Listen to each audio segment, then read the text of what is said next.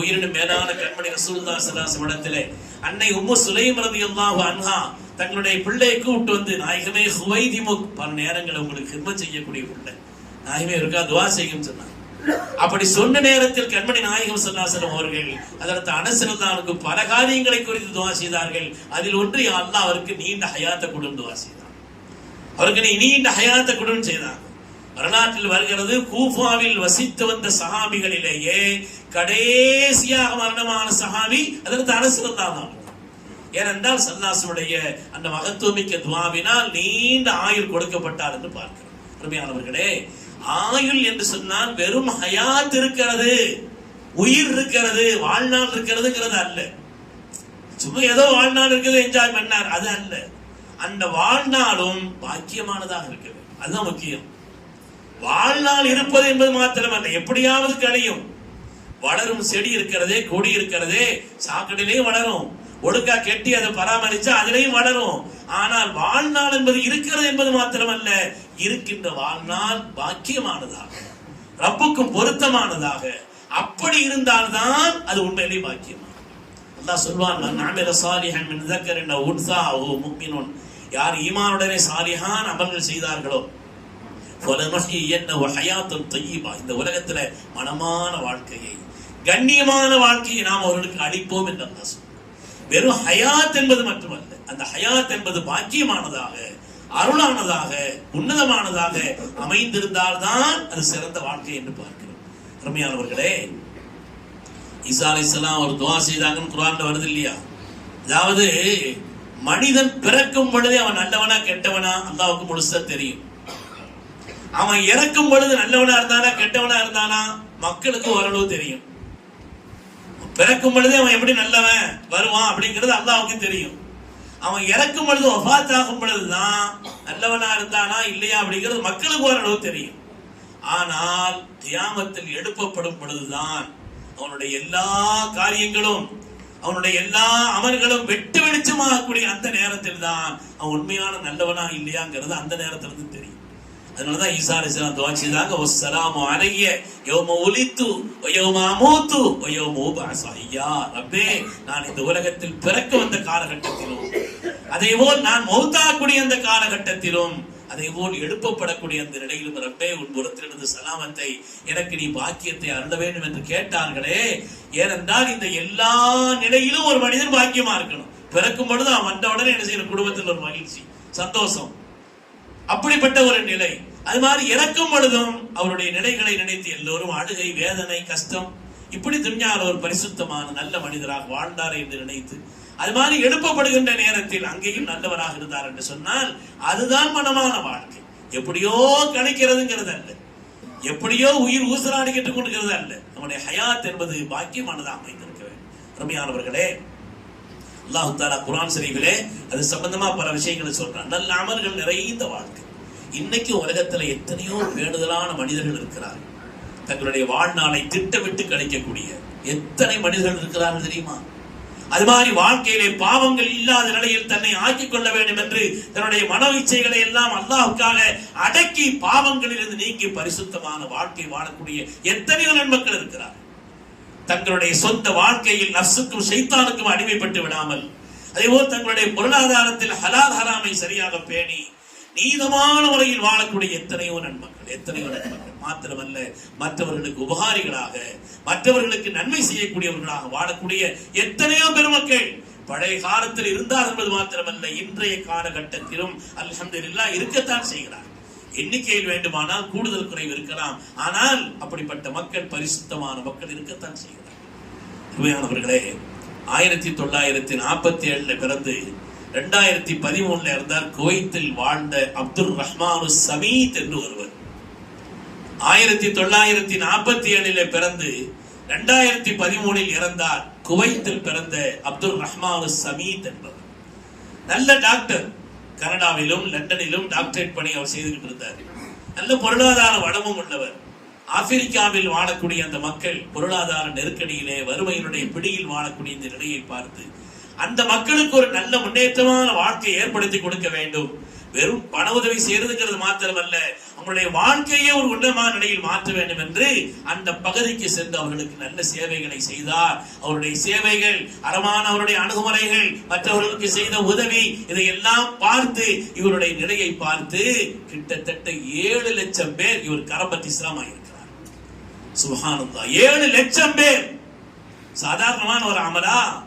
கியாமத்தில் ரப்புக்கு முன்னால் நாம் வந்தால் ரப்பிடத்தில் சமர்ப்பிப்பதற்கு நம்மளுடைய என்ன இருக்குது? என்ன குழந்தைங்கன்னு கேட்டா சஹாபிகள் சொல்வார்கள், நாதாக்கள் சொல்வார்கள், அதன் செய்த சுபைப் இருந்தாலும் தூக்கிவிடப்பட்டதை சொல்வார்கள். ஒவ்வொருவரும் வாழ்க்கையிலே தாங்கள் செய்த நல்ல அமல்களை, பாவங்களை விட்டு விலகியதை சொல்வார்களே. நாம என்ன சரக்கு கையில வச்சிருக்கிறோம்? நாம் என்ன வைத்திருக்கிறோம் பெருமக்களே? ரப்புக்காக சில அமல்கள் இருக்குது, யாருக்கும் தெரியாம சில அமல்களையும் செய்யணும்னு சொன்னாங்க. சொல்லாங்க எல்லா அமல்களும் வெளிப்படையா செய்யணும். முகஸ்துதி இல்லாம இருந்தா, இஹ்லாஸா இருந்தா பாராட்டத்தக்கது. சில அமல்கள் நமக்கும் நம்முடைய ரப்புக்கு மாத்திரம் தான் தெரிந்திருக்க வேண்டும். அதுவெல்லாம் கியாமத்தில் நம்முடைய மீசானை அதிகரிக்கும் என்று ஹதீஸிலே வந்திருக்கிறது. அதனாலே எவ்வளவு மனமான வாழ்க்கை! இன்றைய நம்முடைய வாழ்க்கையின் நடைமுறை குறித்து நாம் ஒரு மதிப்பீடு செய்யணும். வாழ்ந்துட்டு இருக்கிறது சரிதானா? நம்ம போற போக்கு எப்படி இருக்குது என்று நம்முடைய வாழ்க்கையை குறித்து நாம் ஒரு மதிப்பீடு செய்ய வேண்டும். பாவங்கள் செய்து செய்து செய்து பழக்கப்பட்டாச்சுன்னு வைங்க, அது கனமானதா தெரியாது, அது பெருசா தெரியாது, அது எல்லாரும் செய்யறது அப்படிங்கிற மாதிரி ஆயிடும். நம்முடைய வாழ்க்கையை நாமே ஒரு மதிப்பீடு செய்யக்கூடிய, அதை பரிசீலிக்கக்கூடிய ஒரு நிலை என்பதை உருவாக்கி கொள்ள வேண்டும். அதான் புத்திசாலி. ஹாசிபு நுஃபூஸக்கும் கப்ல அன் துஹாஸபு. கேள்விகளுக்கு கேட்கப்படுவதற்கு முன்னால் உங்களை நீங்கள் கேட்டுக்கொள்ளுங்கள். நான் இன்றைய நாளில் இல்ல அமல்களை இஹ்லாஸாக செய்தேனா? பாவங்களை விட்டு நீங்கினேனா? எத்தனை பேரை பற்றி நான் புறம் பேசினேன்? என்னுடைய வாழ்க்கையில் என்னுடைய வார்த்தைகளால் எவ்வளவு பெருமை மிக்க வார்த்தைகளை பேசிவிட்டேன். தேவையில்லாத என்னென்ன காரியங்களை செய்தேன். இனிமேல் என்னுடைய வாழ்க்கை மாற வேண்டும், என்னுடைய வாழ்க்கை மாற வேண்டும் என்று ஒரு மனிதர் ஆசைப்பட வேண்டும். அப்படி நம்முடைய வாழ்க்கையை நாமே மதிப்பீடு செய்வது உன்னதமானது. ஏன்னா இந்த உலகத்துல சொல்லாதன்னு சொன்னாங்க இல்லையா, ஒவ்வொரு மனிதனுக்கும் வந்தா 3 சகோதரர்களை கொடுத்திருக்கிறான், 3 சகோதரர்களை தந்திருக்கிறான். ஒரு சகோதரன் மௌத்தானவன்னு போயிடுவான், அவருக்கு நமக்கு ஒரு சம்பந்தமும் கிடையாது. இன்னொரு சகோதரன் கபர் வர வருவார், அடக்கிட்டு அவரு போயிடுவார். 3வது சகோதரன் உங்களோடு இருப்பார், உங்களுடைய கபரிலே இருப்பார், பயப்படாதீங்க என்று அந்த கபரிலே உங்களுக்கு தோற்றத்துடனே பிரகாசத்துடன் இருப்பார், சொர்க்கம் வரை தொடர்வார். இது நல்ல சகோதரன் யாருன்னு கேட்டா, நாயுமே இதுல என்ன சந்தேகம்? இந்த 3வது சகோதரன் தான் நல்ல சகோதரன் சொன்னாங்க. சொன்னாங்க முதல் சகோதரன் என்பது உங்களுடைய பொருளாதாரம். மூத்தவன முடிஞ்சு போச்சு, சாவி குத்து இடுப்புல இருந்தாலும் ஒரு பிரயோஜனம் கிடையாது. அதனால மரணமான உடனே நம்மை விட்டு பிரியக்கூடியது என்பது நம்முடைய பொருளாதாரம். கபரோடு நம்மை விட்டு பிரியக்கூடியது என்பது நம்முடைய உறவுகள், சொந்தங்கள். அடக்கி விட்டு அவங்க என்ன செய்வாங்க, வந்துருவாங்க. ஆனால் நாம் பரிசுத்தமான முறையில் லில்லாஹி, அல்லாஹ்வுடைய திருப்திக்காக நாம் செய்த அமல்கள் மாத்திரம்தான் நம்முடைய கபரிலே, ஹதீஸிலே வருகிறது, கபரிலே ஒரு மனிதனுடைய தஹஜ்ஜுத் என்பது கண்ணு கட்டிய தூரம் பிரகாசத்தை உண்டாக்கும். கண்ணு கட்டிய தூரம் பிரகாசத்தை உண்டாக்கும். கபர் விசாலமாக இருக்கும். அவரிடத்தில் கேள்வி கேட்க வந்தால் அந்த அமல்கள் என்பது மனித உருவிலே வந்து அவருக்கு ஆறுதலாக, அவருடைய பதில் சொல்வதற்குண்டான உதவியாக இருக்கும் என்றெல்லாம் வந்திருக்கு. அதனாலே அந்த சகோதரன் நல்ல அமல்கள், அல்லாஹ்வுக்காக அவனுடைய திருப்திக்காக செய்த நல்ல அமல்கள் தான் காலங்களையும் கடந்து நமக்கு பிரயோஜனம் அளிக்கும் என்று ஹஜ்ரத் ரசூலுல்லாஹி ஸல்லல்லாஹு அலைஹி வஸல்லம் அவர்கள் உதாரணம் சொல்லி சொன்னார். அருமையான பெருமக்களே, அதனாலே நீண்ட ஹயாத் என்பது ஒரு மனிதனுக்கு அல்லாஹ் கொடுக்கும் சன்மானம். நம்ம அல்லாஹ் இடத்துல கேட்கணும், ரப்பே நீண்ட ஹயாத்தையும் உனக்கு பொருத்தமான நல்ல அமல்களை, எது கியாமத்தில் எனக்கு சேமிப்பாக ஆகுமோ, இது கியாமத்தில் எனக்கு பயன்படுமோ, அப்படிப்பட்ட ஒரு பரிசுத்தமான அமல்களை செய்வதற்கும் ஒரு வாய்ப்பை தான் நம்மிடத்தில் கேட்கும். ஒரு மனுஷனுக்கு அல்லாஹ் தஆலா இவ்வளவுதான் ஆயுசு முடிவு பண்ணியிருக்கிறான், அது முன்பின் வராதுன்னு சொல்றான். ஆனால் ரப்பினுடைய கதா அப்படி இருந்தாலும் கூட மனிதர்களுடைய சில செய்கைகளால் அந்த ஆயுள் அவருக்கு நீட்டி கொடுக்கப்படும், அந்த ஆயுளிலே மாற்றம் ஏற்படும், அதிலே அவருக்கு விருத்தியை பரக்கத்தை செய்து கொடுக்கப்படும் என்றெல்லாம் ஹதீஸில் வந்திருக்கு. யம்ஹுல்லாஹு மா யஷாஉ வ யுஸ்பித் வ இன்தஹு உம்முல் கிதாப். ரப்பிடத்தில் உம்முல் கிதாப் இருக்கிறது, அசல் வேதம் அவனிடத்தில் இருக்கிறது. ஆனால் அதிலிருந்து சிலதை அல்லாஹ் அழித்து சிலதை அல்லாஹ் மாற்றி அமைப்பான் என்று குர்ஆன் சொல்கிறது. அதனால இப்படித்தான் முடிவு கொண்டிருந்தாலும் நாம செய்யக்கூடிய சில அறமான செயல்கள், சில நல்ல துஆக்கள், சில காரியங்கள் ஒரு மனிதனுடைய ஹயாத்தை நீட்டி தரும். என்னென்ன அப்படி அமல்கள் நிறைய இருக்குது ஹதீஸ்ல. மனிதனுடைய ஹயாத்தை நமக்கு நீட்டி தரக்கூடிய பாக்கியமான வாழ்நாளாக ஆக்கக்கூடிய அமல்கள் என்ன? ஹதீஸில் ஏராளமாக வந்திருக்கிறது. பிரதானமானதாக சொல்லப்பட்ட ஓரிரண்டை பார்ப்பதாக இருந்தால், முதலாவது சிலத்துர் ரஹம், உறவுகளை சேர்ந்து வாழ்வது. உறவுகளோடு சேர்ந்து வாழ்வது. உறவுகளோடு சேர்ந்து வாழ்றதுனா என்ன செய்யணும்? அவங்க பக்கத்திலே உட்கார்ந்து இருக்கிறதா? உறவுகளோடு சேர்ந்து வாழ்றதுனா என்ன? முதல்ல அவங்களை கண்ட சலாம் சொல்லணும், அவங்க மேல பிரிய வைக்கணும், அவங்களுக்கு ஏதாவது உதவிகள் தேவைன்னா அந்த உதவி செய்யணும், அவங்கள்ட்ட ஏதாவது ஒரு காரியங்கள் ஆக வேண்டி நம்ம அவங்களுக்கு துஆ செய்யணும். நம்ம யாரும் பார்ப்பதில்லை, ஆனாலும் அந்த உறவுகளில் ஏதோ ஒரு சோதனை, நோயோ இக்கட்டான நிலையோ, அவர்களுக்கு ஏதாவது ஒரு காரியங்கள் இருந்தால் அவர்களுக்காக நாம் துஆ செய்தால் இதுதான் உறவை சேர்ந்து வாழ்வது என்பது. முதலாவது அவங்களை கண்ட சலாம் சொல்றது, அன்பை வெளிப்படுத்துவது, உறவு முறைகளை தெரிந்து கொள்வது. நிறைய பேருக்கு அதெல்லாம் தெரியல. தனி குடித்தனம், தனி வீடு கட்டி ஐயோ ஒதுங்கி இருந்து துன்யாவும் வேண்டாம் ஆகிரத்து வேண்டாம் ஒதுங்கி இருக்கிற மாதிரி வாழ்க்கை தான் இன்னைக்கு சிறந்த வாழ்க்கை போது ஒரு நிலை இருந்து கொண்டிருக்க. உறவுகளை தெரியும். உறவுகளை நீங்க பேர் சொல்லி கூப்பிட்டு பாருங்க, எவ்வளவு சந்தோஷப்படுவாங்க. நீங்க பேர் சொல்லி, சும்மா இல்லாத ஆளையே மச்சான் கூப்பிட்டா சந்தோஷப்படுறாரு, இல்லாத ஆட்களையே. அப்ப அதுல உறவுகளாக இருந்து மாமா என்றோ மச்சான் என்றோ பெண்களின் மைனி என்றோ என்று அவர்களை உறவு முறை சொல்லி கூப்பிட்டால், இன்னும் அப்படி ஆட்கள் நிறைய இருக்கிறாங்க. கரெக்டா உறவு முறை சொல்லி கொடுப்பாங்க, கூப்பிடுவாங்க, அது மகிழ்ச்சி ஏற்படுத்தும். அப்படி உறவுகளை அரவணைப்பது என்று சொன்னால், முதலாவது அவர்கள் மீது பிரியம் வைப்பது, கண்டால் சலாம் சொல்வது, அவர்களுக்கு ஏதாவது தேவைகள் இருந்தால் நம்ம அதை கொடுக்கிறதுக்கான வசதி உள்ளவர்களாக இருந்தால் அவங்களுக்கு என்ன செய்யறது? ரகசியமாக அந்த உதவிகளை செய்வது. அது மாதிரி அவங்களுடைய குடும்பத்தில் ஏதாவது ஒரு ஆண்பர விதமான இக்கட்டான நிலைகள், நோயுள்ளவர்களாக இருக்கலாம், இயலாத நிலையில் இருக்கலாம், வேறு ஏதோ குறிப்பிட்ட ஒரு காரியம் அவருடைய மனதில் ஆழ பதிந்து அந்த காரியம் நிறைவேற வேண்டுமே என்ற ஒரு துடிப்பு இருக்கலாம். அது குறித்து நாம் துஆ செய்ய வேண்டும். அது குறித்து நாம் உறவுகளை சேர்ந்து வாழ்வது. ஸல்லல்லாஹு சொன்னாங்க, உங்களில் யார் நீண்ட ஹயாத்தை விரும்புகிறார்களோ, அல்லாஹ்வுடைய ரசூலின் சத்திய வார்த்தை, நீண்ட ஹயாத் வேணுமா, தட்டில்லாத ரிஸ்க் வேண்டுமா, கெட்ட மரணங்களை விட்டு உங்களுக்கு பாதுகாப்பு வேண்டுமா, எவ்வளவு பெரிய பாக்கியங்க. நாமளா உண்டாக்க முடியுமா? ஒரு நிமிஷத்தை நம்ம கூட்ட முடியுமா? நீண்ட ஹயாத் வேண்டுமா, குறைவில்லாத ரிஸ்க் வேண்டுமா, அதே மாதிரி கெட்ட மரணங்களை விட்டு பாதுகாப்பு வேண்டுமா? அப்படி வேண்டும் என்று சொன்னால் ரஹ்மா, உறவுகளோடு சேர்ந்து வாழுங்கள். உறவுகளோடு சேர்ந்து வாழுங்கள். ரொம்ப வயது முதிர்ந்த நிலையில வீட்டுல இருக்கிறாங்க, அவங்கள போய் சந்திச்சு மேல கை வச்சு 2 வார்த்தை அவங்கள்ட்ட பேசினா அது எவ்வளவு பெரிய துஆ தெரியுமா? அவங்கள பார்த்து 2 வார்த்தை பேசிட்டு இருக்கிறது, அவங்கள விசாரிக்கிறது, அந்த வயதினுடைய நிலைக்கு ஏற்ப ஏதாவது சில காரியங்களை தேவையோ தேவையில்லாததையோ பேசிக்கொண்டிருப்பார்கள், அது வேறு விஷயம். ஆனால் அவர்களை சந்திப்பதே, நீங்க வயசாயாச்சுன்னு ஒதுக்கி வச்சிடறாங்க, அவ்வளவுதான். அவ்வளவு பாடுபடுத்தாத. சின்ன பிள்ளைங்க பக்கத்துல போனா கூட விட மாட்டேங்கிறாங்க. ஆனா வயதானவர்களுக்கு பேர பிள்ளை பேத்தியோட கொஞ்சம் நம்மளுக்கு ஆசை இருக்கும், ஆனால் அவர்களோடு அண்டை விடுவதில்லை. உறவுகளை சேர்ந்து வாழ்வது நீண்ட ஹயாத்தை நமக்கு ஏற்படுத்தி தரும் என்று சாதிக்குல் அமீன் கண்மணி முஹம்மது ரசூலுல்லாஹி ஸல்லல்லாஹு அலைஹி வஸல்லம். அருமையானவர்களே, அதே மாதிரி தர்மங்கள், ரசூல் சொன்னார், தர்மங்கள் என்பது ஒரு மனிதனுடைய முசீபத்துகளை நீக்கி அவனுடைய கதாவையே மாற்றி அமைக்கும் சொன்னார். அல்லாஹ் விதிச்ச கதாவை மாற்றி அமைக்கக்கூடிய, அல்லாஹ்வுக்காக செய்யணும், ரகசியமா செய்யணும், முடிந்தவரை தேவை உள்ளவங்களுக்கு செய்யணும், உறவுகளுக்கு செய்யணும், நல்ல காரியங்களுக்கு செய்யணும். இப்படிப்பட்ட நிலையில் தர்மம் என்பது ஸல்லல்லாஹு சொன்னாங்க, அஸ்ஸகியு ஹபீபுல்லாஹ், அல்லாஹ்வுடைய நேசன். உலகத்தில் சில பாவங்கள் செய்திருந்தா கூட சரி போட்டு நல்லா விட்டுருவாங்க. ஸல்லல்லாஹு உலகத்தில் ஏதோ நப்சுக்கு அடிமைப்பட்டு சில பாவங்களை செய்து வாழ்ந்து விட்டால் கூட ஒரு மனிதன் தர்மத்திலே சிறந்தவனாக இருந்தால் அல்லாஹு தஆலா அவனுடைய நேசனாக மாறிவிடுவான் என்று கண்மணி ரசூலுல்லாஹி ஸல்லல்லாஹு அலைஹி வஸல்லம். மன் கதா லி அகீஹி ஹாஜத்தன் குன்து வாகிஃபன் இன்த மீசானிஹி. யார் தன்னுடைய சகோதரனுடைய ஒருவருடைய கஷ்டத்தை நீக்குவதற்காக ஈடுபட்டிருக்கிறானோ அப்படிப்பட்ட மனிதனுக்காக நன்மையை நிறுக்கும் திராசின் அருகில், மீசானில் அருகில் நான் அவனுக்காக நிற்பேன் சொன்னாங்க. அவனுக்காக நான் வாதிடுவேன் சொன்னாங்க. உலகத்திலே ஒரு மனிதனுக்கு நீண்ட ஹயாத்தை தருவதிலே உறவுகளை பேணுவது எப்படியோ அது மாதிரி தர்மங்கள் அல்லாஹ்வுக்காக இஹ்லாஸான முறையில், முகஸ்துதிக்காக, பலர் பாராட்ட வேண்டும் என்பதற்காக, அதுவெல்லாம் நம்முடைய அமல்களை பாழாக்கிவிடும். யா அய்யுஹல்லதீன ஆமனூ லா துப்திலு ஸதகாத்திக்கும் பில் மன்னி வல்லதா. சொல்லி காட்டுவதை கொண்டோ நோவினையை சொல்லியோ நல்ல உடம்ப பாரு அப்படி இருக்கு இப்படி, அது நமக்கு வேண்டியது இல்லை.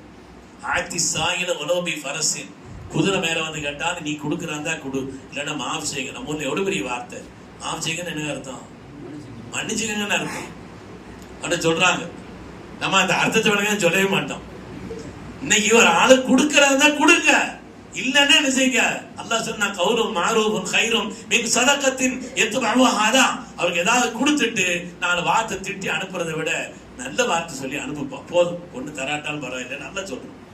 நீங்க செய்த காரியத்தை சதகாத்துகளை அழித்து விடாதீர்கள். பில் மன்னி வல் அதா, நோவினையை கொண்டும் சொல்லி காட்டுவதை கொண்டு. ஒரு காலத்துல நான் அவனுக்கு அப்படி செய்த ஒரு சராஜரானா பாரு, இவர் சராஜரதுக்காண்டி இவர் செய்தார் உதவி. நீங்க பாக்குறான், நீங்க முறைச்சிட்டு போறான். இவர் எப்ப பார்த்தாலும் சராஜரனும் இவருக்கு எல்லா காரியத்தையும் அதுக்காண்டி உதவி செய்தாரு. ரப்பிடத்திலிருந்து கூலி கிடைக்க வேண்டும் என்று அல்லவா. அதனால முகஸ்துதிக்காக பிறரை நோவினை விடுத்துவதற்காக செய்யக்கூடிய சதக்காவினால அது பிரயோஜனம் இல்லை, அதை அழிச்சு போடும் உங்களுடைய அமல்களை நல்லா சொல்றாங்க. அதனால தர்மங்கள் இருக்கிறதே லில்லாஹி, அல்லாஹ்வுக்காக. குறிப்பாக சில இடங்கள்ல வெளிப்படையா செய்யணும், சில காரியங்கள்ல ரகசியமா செய்யணும். சிலது வெளிப்படையா தான் செய்து ஆக முடியும், அது ரகசியமா செய்ய முடியாது. அப்படிப்பட்டது வெளிப்படையா செய்யலாம். சிலது ரகசியமா செய்தால் அவருடைய கண்ணியத்தை பாதுகாக்கக்கூடிய விதத்தில், அவருடைய மரியாதை பாதுகாக்கக்கூடிய விதத்தில் அப்படி செய்வதற்கான வாய்ப்பு இருந்தால் அப்படி செய்ய வேண்டும். தர்மம் என்பது அல்லாஹ் சந்தோஷப்படுறது. என்ன, 4 காசுடைய அருமை என்னன்னு சம்பாதிக்கிறவங்களுக்கு தெரியும். பணத்தினுடைய அருமை என்னன்னு அதை உண்டாக்குறதுக்கு எவ்வளவு சிரமப்படுவாங்க. எத்தனை பேருக்கு சிரிக்க வேண்டியது இருக்கு, எத்தனை பேருக்கு என்னென்ன காரியங்களை செய்ய வேண்டியது இருக்குது. பணத்தை உண்டாக்குவதற்கு அப்படிப்பட்ட முயற்சிகளை எல்லாம் செய்தவருக்கு தான் அதனுடைய அருமையும் அதனுடைய உயர்வும் தெரியும். அப்படித்தான் சம்பாதித்த பணத்தை அல்லாஹ்வுக்காக அவர் கொடுக்கிறாருன்னா ரொம்ப சந்தோஷப்படுவானா இல்லையா? அவருக்காக நன்மைகளை நெருக்கும் தராசின் அருகில் நின்று நான் பரிந்துரை செய்வேன் என்று சொன்னார்கள் சாதிக்குல் அமீன் கண்மணி முஹம்மது ரசூலுல்லாஹி ஸல்லல்லாஹு அலைஹி வஸல்லம். மனிதனுடைய ஹயாத்தை நீட்டி தருவதிலே, வாழ்நாளை நீட்டி தருவதிலே, உறவுகளை பேணுவது எப்படியோ அதுபோல ஒரு மனிதனுடைய சதக்காவினுடைய பண்புகளும் கூட அவருடைய நல்ல ஹயாத்தை நீட்டி தரும் என்று நமக்கு ஹதீஸிலே வந்திருக்கிறது. அருமையானவர்களே, பாவங்களை தவிர்த்த 3வது நிறைய இருக்குது. இந்த 3 விஷயத்தை மட்டும் கவனத்துல வச்சுக்காங்க. உறவுகளை பேணுவது, தர்மங்கள் செய்வது அல்லாஹ்வுக்காக, பாவங்களை, இந்த பாவங்கள் இருக்குத நமக்கு வரக்கூடிய எல்லா வரக்கத்தையும் எடுத்துரும். பாவங்கள் இருக்குத நஃப்ஸுக்கு அடிமைப்பட்டு ஷைத்தானுக்கு அடிமைப்பட்டு பாவங்களிலே ஈடுபடுபவர்கள் இருக்கிறார்களே ஏராளமான. இன்னைக்கு கிதாபை பார்த்தேன் நான், சுப்ஹானல்லாஹ், எவ்வளவு பாவங்களுடைய விளைவுகள். வஜஸாஉ ஸய்யிஅத்தின் ஸய்யிஅத்துன் மிஸ்லுஹா, ஒரு பாவத்தினுடைய ஜஸா என்பது இன்னொரு பாவம் தான், இன்னொரு செய்யத்து தான், அதுக்கு ஒரு தண்டனை தான். ஃபமன் யஅமல் மிஸ்கால தர்ரத்தின் ஷர்ரன், ஒரு சின்ன ஷர்ரை செய்தாலும் சரி, சின்ன பாவத்தை செய்தாலும் சரி, ஏறா அதனுடைய பலன்களை அவன் கண்டே தீர வேண்டும். அதனால பாவங்கள் என்பது இருக்கிறதே நம்முடைய ஹயாத்தை குறைச்சு, பாவங்கள் என்பது வாழ்நாள்ல பரக்கத் இல்லாம ஆக்கி போடும். ஒரு மனிதனுடைய ஹயாத் அவனுடைய வீணாக ஆகுவதும், அதே போல ஹிர்மானுல் இல்மி ஒரு ரிஸ்க் பரக்கத்துல் உம்ர், வாழ்நாளுடைய பரக்கத்தை எடுத்துருமா, ரிஸ்கினுடைய நிலைவான அவனுக்கு குறைந்து விடும். அது மாதிரி அல்-அவுதத்து அலல் மஆசி, பாவத்துல தொடர்ந்து இருந்துகிட்டே இருந்தான்னா அந்த பாவம் அவனுக்கு அசட்டை ஆயிடுச்சு, அதெல்லாம் அவனுக்கு இல்லை அப்படின்னு அந்த பாவத்தின் மீது துணிச்சலை ஏற்படுத்தி விடும். இந்த பாவத்தை தொடர்ந்து செய்வது என்பது அது மாதிரி கில்லத்து தௌஃபீக், தௌஃபீக் குறைஞ்சு போயிடுமா. அப்படின்னா என்ன அர்த்தம்? தொடுறதுக்கு மனசு வராது, திக்ர் செய்ய மனசு வராது, குர்ஆன் ஓத மனசு வராது, ஒரு துஆ செய்ய ஈடுபாடு வராது. இந்த தௌஃபீக் இல்லாம போயிடும். இது எவ்வளவு பெரிய பாக்கியம் அந்த தௌஃபீக்ங்கிறது. குர்ஆன் ஓதுறார், அவருக்கு சந்தோஷமா ஓதிக்கிட்டு இருக்கிறார், தஸ்பீஹ் செய்கிறார், இன்பமா செய்துகிட்டு இருக்கிறார், தொழுகிறார், ஆனந்தத்தோடு தொழுகிறார். இந்த காரியங்கள் மீது உண்டான ஒரு இன்பமும் ஈடுபாடும் யார் பாவங்களை துணிந்து செய்து கொண்டிருக்கிறார்களோ அவர்களுக்கு இந்த தௌஃபீக் இல்லாம போயிடும். நம்மை பாதுகாக்க வேண்டும் அருமையானவர்களே. அதனால பாவத்தை விட்டு நீங்குவது என்பதும் நாம் இந்த ஹயாத்தை நீட்டிப்பதற்கு முக்கியமான காரியம் என்று பெருமக்கள் சொல்லுவாங்க. துன்யா தாருல் அமல் லா ஜஸா. துன்யாங்கிறது அமல் செய்ய வேண்டிய உலகம், இங்க கூலி கிடையாது. எல்லாரும் இங்கதான் எதிர்பார்க்கிறோம். நான் அல்லாஹ் இருக்கிறேன், நான் அப்படி செய்கிறேன், அவங்கள என்ன அநியாயம் பண்றான், அவன் நல்லா இருக்கானே, நான் இப்படி ஆயிட்டேன்னு சொல்லி கூலியை இங்கே எதிர்பார்க்கிறோம். ரசூல் சொல்கிறார்கள், அத்துன்யா தாருல் அமல் வலா ஜஸா. இது கூலி கொடுக்கும் உலகம் அல்ல, இது அமலின் உலகம், இது செயல்களின் உலகம். அது மாதிரி இன்னொன்னு வல் ஆகிரத்து தாருல் ஜஸா அமல், அங்க கூலியின் உலகம், அங்க அமல் கிடையாது. அங்க போனா தான் அமலுடைய மரியாதை தெரியும். யா அல்லாஹ் முதல்ல இன்னொரு தடவை அனுப்பி விடு ரப்பே துன்யாவுக்குன்னு கேட்பான். குர்ஆன்ல வருது, ரப்பே இன்னொரு தடவை அனுப்பி விடு, நான் இனிமே ரொம்ப ஒழுங்கா இருப்பேன், எல்லாத்தையும் கரெக்டா செய்வேன் அப்படின்னு அங்க போய் துடிப்பான். ஆகிரத்துங்கிறது தாருல் ஜஸா, கூலி தான். அங்கே செய்ததுக்கெல்லாம் கூலி. நோன்பா அல்லாஹ் கூலி கொடுப்பான். குலு வஷ்ரபு ஹனீஅன் பிமா அஸ்ரஃப்தும் ஃபில் அய்யாமில் காலியா, அல்லாஹ் சொல்கிறான், எனக்காக நீங்கள் அந்த நேரத்தில் சாப்பிடாமல் அருந்தாமல் இருந்தீர்களே, குழு போங்க, நல்லபடியா சாப்பிடுங்க, நல்லபடியா அருந்துங்கள், சொர்க்கத்திற்குள்ளே நுழைந்து நீங்கள் அந்த இன்பங்களை அனுபவிங்கள் என்று அல்லாஹ் சொல்லுவான் என்று ஹதீஸ்ல வருகிறது. இது அமல்களின் உலகம், அது கூலியின் உலகம். ஆனா இங்க நம்ம என்ன செய்யறோம், பலனை எதிர்பார்க்கிறோம், ஏதாவது செய்துட்டு உடனே பலனை எதிர்பார்க்கிறோம். இங்கே கூலியின் உலகம் அல்ல. அருமையானவர்களே, புனிதமான ரமதானுடைய கடைசி நாட்கள் நம்மை நெருங்கி வருகிறது. முந்தைய வாரங்கள் நாட்களை எல்லாம் விட ரமதானுடைய பிந்திய நாட்கள்ங்கிறது ரொம்ப முக்கியமானது. அதனால முதல்ல வாய்ப்புள்ளவர்கள் எத்திக்காஃப் இருக்கணும். எத்திக்காஃப் எவ்வளவு முடியுமோ அவங்க என்ன செய்யணும், எத்திக்காஃப் இருந்துட்டு வைங்களேன், ஒரு அமல்களை பெரிய அளவுக்கு செய்யாட்டாலும் கூட ரப்பினுடைய வாசல்ல வந்து சரணாகதின்னு அர்த்தம். ரப்பே நான் வந்துட்டேன், ரப்பே உன் வீட்டுக்கு வந்துட்டேன், உன் வாசல்ல வந்து கிடக்கிறேன் என்று அல்லாஹ்விடத்தில் சரணாகதி அடையக்கூடிய ஒரு நிலைதான் எத்திக்காஃப். அதனால வாய்ப்புள்ளவர்கள் கடைசி 10 நாள் எத்திக்காஃப் இருக்கிறது சுன்னத்து முஅக்கதா. இல்ல அதற்கு வாய்ப்புடைய சூழல்கள் இல்ல, வியாபாரம் மற்ற காரியங்கள் பல சூழ்நிலைகள் இருக்குது, பல காரியங்கள் இருக்குது, நம்மள உதவிக்கு பல பேர் தேடி வருவாங்க, நாங்க வந்து உட்கார்ந்துட்டு அது சரி வராது, இப்படி பல நிலைகள், ஏதாவது நிர்பந்தமான நிலைகள் இருக்குமானால் அவங்க இந்த கடைசி 10ல இரவுகளை பூரா குறைஞ்சபட்சம் பள்ளியில கிடைக்கும். இங்க வந்து உட்கார்ந்து தேவையில்லாம பேசிட்டு இருக்க கூடாது, இங்க வந்து உட்கார்ந்துட்டு பெரிய அரட்டை அடிச்சுக்கிட்டு நேரம் இல்ல அந்த பேச்சு அந்த இருக்கக்கூடாது. இங்க வந்து நல்ல அமல்களில் பங்கெடுக்க வேண்டும், நேரங்களை பாக்கியமா ஆக்க வேண்டும். விடிய விடிய அல்ஹம்துலில்லாஹ் குர்ஆன் ஒதுக்கிட்டு இருக்கிறாங்க பிள்ளைகள் எல்லாம். இவ்வளவு 6 வருஷத்துல நம்ம பாக்குறோம் ரமதானுடைய அந்த கடைசி 10 நாட்கள்ல சின்ன வயசு பிள்ளைங்க எவ்வளவு பேர் எத்திக்காஃப் இருக்கிறாங்கன்னு பாருங்க. விடிய விடிய உட்கார்ந்து குர்ஆன் ஒதுக்கிட்டு இருக்கிறாங்க, நல்ல அமல்கள் செய்யறாங்க. அது மாதிரி அந்த நேரங்களை எல்லாம் தராவியை முடித்ததற்கு பின்னாலே ஒரு குர்ஆனுடைய மஜ்லிஸ், ஒரு திக்ருடைய மஜ்லிஸ் நடக்குது. கொஞ்ச நேரம் அவங்களுக்கு சொல்ல வேண்டிய ஏதாவது விஷயங்கள் நடக்குது. அது மாதிரி அவங்க பகல்ல எத்திக்காஃப் இருக்கிற நேரத்தில் துஹர் நேரத்தில் யாராவது ஒரு ஆலிம்கள் துஹருக்கு முன்னால் வந்து அவங்களுக்கு சில விஷயங்களை அவங்களுடைய வாழ்க்கைக்கு தோதுவான காரியங்களை சொல்கிறார்கள். அதனால இந்த ரமதானுடைய கடைசி 10 என்பது மிக மிக முக்கியமானது. வாய்ப்புள்ளவர்கள் முழுசா எத்திக்காஃப் இருங்க. இல்ல சில நாட்கள் தான் அந்த வாய்ப்பு இருக்குதுன்னு அதுலயாவது இருக்கணும். குறைஞ்சபட்சம் புனிதமான லைலத்துல் கத்ரை நாம் பெற்றுக்கொள்ள வேண்டும். அது நம்முடைய வாழ்க்கையிலே ரமதானுடைய லட்சியம், ரமதானுடைய மகத்தான லட்சியம் லைலத்துல் கத்ர். அல்லாஹ் சுப்ஹானஹு வ தஆலா இந்த மகத்தான வாய்ப்பை தந்தருள்வானாக. எல்லோருக்கும் அல்லாஹ் நீண்ட ஹயாத்தை தந்தருள்வானாக. நம்முடைய கடந்த காலங்களை விட வரக்கூடிய காலங்களை எல்லா நிலையிலும் அல்லாஹ் பரிசுத்தமாக கழித்தருள்வானாக. நாளை ஆகிரத்தில் நமக்கு சேமிப்பாக ஆகுமே அப்படிப்பட்ட நல்ல அமல்களை அவன் பொருந்திக் கொள்ளக்கூடிய நல்ல அமல்களை அவன் பொருந்திக் கொள்ளக்கூடிய விதத்தில் செய்வதற்கும் அல்லாஹ் நசீபை தந்தருள்வானாக. வாழ்க்கையில் எல்லா விதமான சோதனைகளை விட்டும், ஆபத்துகளை விட்டும், நோய் நொடிகளை விட்டும், வறுமையை விட்டும், முசீபத்துகளை விட்டும், கெட்ட மரணங்களை விட்டும், திடீர் மரணங்களை விட்டும், அல்லாஹ்வை மறந்த ஒரு வாழ்க்கை விட்டும் அல்லாஹ் நம்மை பாதுகாத்தருள்வானாக. சங்கையான லைலத்துல் கத்ரை அடைந்து கொள்வதற்கு அல்லாஹ் நசீபை தருவானாக. ஆமீன் ஆமீன் யா ரப்பல் ஆலமீன். வ ஆகிரு தஅவானா அனில் ஹம்துலில்லாஹி ரப்பில் ஆலமீன். அஸ்ஸலாமு அலைக்கும்.